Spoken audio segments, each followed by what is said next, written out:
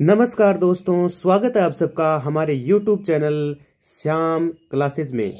तो मित्रों, सबसे पहले हम बात करते हैं कि मुख्यमंत्री भजनलाल जी शर्मा से सीधे सवाल किए गए हैं। मेन मुद्दा ये, आज का वीडियो आपके सबके लिए बहुत ही महत्वपूर्ण होने वाला है, क्योंकि इसमें मैं आपको बताने वाला हूं कि क्या सब इंस्पेक्टर जो भर्ती है वो क्या सच में सरकार करेगी रद्द। अब सरकार करेगी या नहीं करेगी, इसके चलते मुख्यमंत्री भजनलाल जी शर्मा से सीधे सवाल पूछे गए हैं। एक एक सवाल मैं आपको बताने वाला हूं कि इनसे क्या पूछा गया है और इन्होंने क्या क्या बताया है हर सवाल के उत्तर में। अभी जांच में बड़े नाम आना बाकी है, ऐसा तो इन्होंने सीएम ने कह ही दिया है। लेकिन देखते हैं कि क्या क्या सवाल इनसे पूछे गए हैं। हर एक सवाल मैं आपको एक एक करके बारीकी से बताने वाला हूं। आप समझ जाएगा यहां से आपको पता चल जाने वाला है कि सब इंस्पेक्टर भर्ती क्या रद्द होगी या नहीं होगी। तो चलिए टाइम को वेस्ट नहीं करते हुए शुरू करते हैं। तो सबसे पहले बात कर लेते हैं कि राजस्थान में लोकसभा की 25 सीटें हैं। जैसा कि आप सबको पता है कि राजस्थान में लोकसभा की 25 सीटें हैं। प्रचंड चुनावी शोर के बीच सिर्फ दो ही मुद्दों पर सियासी तोपखानों के सवालों के गोले बरस रहे हैं। एक, क्या भाजपा तीसरी बार 25 सीटें ला पाएगी, आंकड़ा कहां जाकर टिकेगा। दूसरा, पेपर लीक और पेपर लीक की पटकथाओं से कांग्रेस चिंतित भी है और बेचैन भी है। क्यों? क्योंकि इन्होंने जो जो काम किए हैं वो सारे के सारे अब पर्दाफाश किए जा रहे हैं उनके, इसलिए सब कुछ सामने आ रहा है धीरे धीरे। तो उस वजह से कांग्रेस चिंतित है। सब इंस्पेक्टर भर्ती में पहली बार 29 एसआई की गिरफ्तारी ने भर्ती परीक्षाओं में हुए भ्रष्टाचार का सबूत दिया। मुख्यमंत्री भजनलाल शर्मा हर सभा में पूरी आक्रामकता के साथ इस मुद्दे पर मुखर हैं। भास्कर ने मुख्यमंत्री से पेपर लीक से जुड़े कुछ सवाल किए, जिनका जवाब प्रदेश की युवा सरकार को, मतलब हर युवा चाहता है कि उन सवालों का जवाब मिले। तो देखो क्या क्या सवाल पूछे गए। तो सबसे पहला सवाल है आपके सामने है। देखो क्या सवाल पूछा गया मुख्यमंत्री जी से। पूछा गया कि क्या सब इंस्पेक्टर भर्ती रद्द होगी। देखो इन्होंने क्या उत्तर दिया, क्या जवाब दिया है। इन्होंने कहा कि जिन लोगों ने युवाओं के सपनों को तोड़ने का काम किया, उनके खिलाफ हर बड़ा फैसला लेंगे। जांच चल रही है, किस स्तर तक एसआई परीक्षा प्रभावित हुई है, उस आधार पर युवा हित में फैसला लेंगे। एक बात मैं स्पष्ट करना चाहता हूं कि जिन राज्य कर्मियों को नियुक्ति मिल रही है, उन पर जनता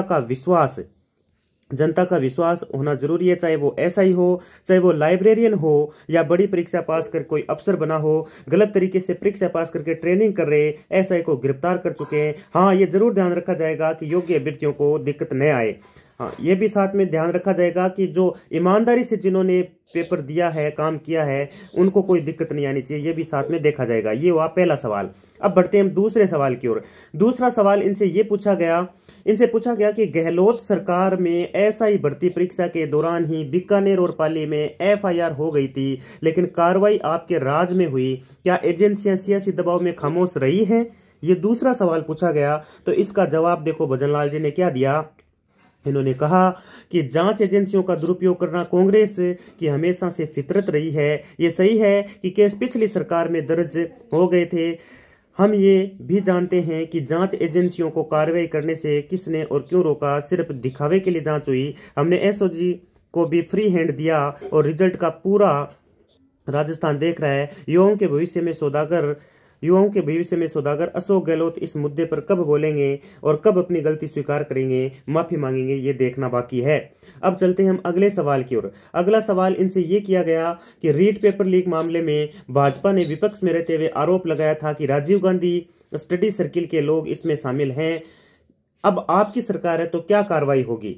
तो देखो भजनलाल जी ने क्या बताया। सभी फुटप्रिंट ढूंढ रहे हैं। सभी क्या ढूंढ रहे हैं? इन्होंने कहा फुटप्रिंट ढूंढ रहे हैं। पिछली सरकार में जांच एजेंसियों की कार्रवाई नहीं करने का दबाव था।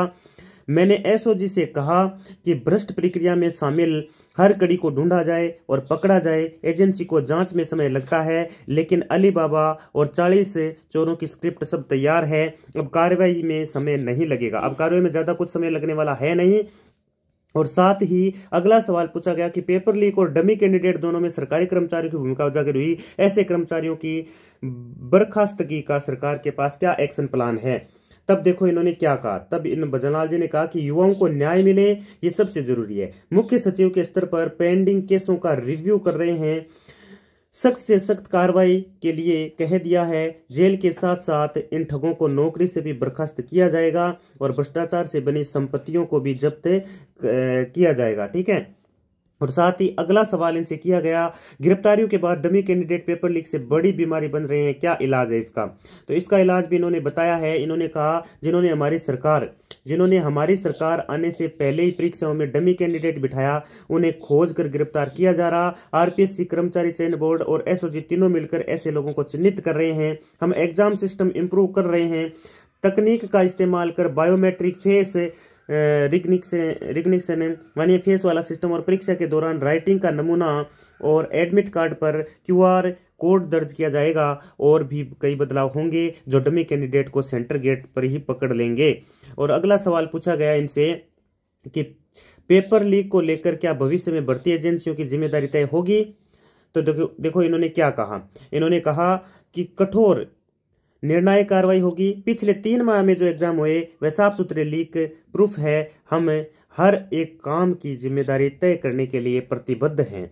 और साथ ही अगला सवाल इनसे पूछा गया, आरपीएससी और कर्मचारी चयन बोर्ड में सही लोग आए, किसके लिए आपकी क्या योजना, उसके लिए आपकी योजना क्या है? तब भजनलाल जी ने कहा कि अच्छी छवि वाले और योग्य लोग हमारी प्राथमिकता में रहेंगे। आरपीएससी के सपोर्ट स्टाफ को समय समय पर रिव्यू किया जाएगा। आयोग बोर्ड में नियुक्त लोगों की निष्ठा नेताओं के साथ नहीं होनी चाहिए। और साथ ही भर्ती विज्ञप्ति में परीक्षा परिणाम की तारीख नियुक्ति शेड्यूल जारी नहीं होता, क्यों? अगला सवाल ये पूछा गया। तब इन्होंने कहा कि आरपीएससी और कर्मचारी चयन बोर्ड के साथ रिव्यू मीटिंग करके यूपीएससी के तर्ज पर इन्हें विकसित करेंगे। विशेषज्ञों और जनता का सुझाव लेकर हम राजस्थान के युवाओं को भर्ती के दौरान कोई दिक्कत नहीं आने देंगे, कहीं पर भी 1% भी दिक्कत नहीं आने देने वाले हैं हम। अगला पूछा गया इनसे सवाल कि आप अपनी चुनावी सभाओं में कह रहे हैं कि पेपर लीक मामले में बड़े लोगों का नंबर भी आएगा, क्या आपका इशारा तत्कालीन शिक्षा मंत्री और आरपीएससी के आला अफसरों और कोचिंग संस्थानों के गठजोड़ पर है? तब इन्होंने क्या कहा, पिछली सरकार ने पूरे मामले में सिर्फ लिपापोती की थी, हमारी सरकार बनने के बाद असली अनुसंधान शुरू हुआ। और इन्होंने साफ साफ कहा कि बड़े नाम आना बाकी है, दायरे में जो भी आएगा कार्रवाई की जाएगी। इतना कह सकता हूं कि जांच पूरी होने दीजिए, कोई बच जाए तो मुझे बता देना। बस एक बार जांच पूरी हो जाए, इन्होंने कहा कोई बच जाए तो मुझे बता देना। ये सारा कुछ अपने मुख्यमंत्री भजनलाल जी शर्मा ने बताया। ये सवाल जो आपने देखे, जो इनसे कल या परसों ही किए गए थे, जिनके जवाब आप देख पा रहे हैं इन्होंने क्या क्या दिए हैं और क्या क्या नहीं दिए हैं मित्रों। धन्यवाद।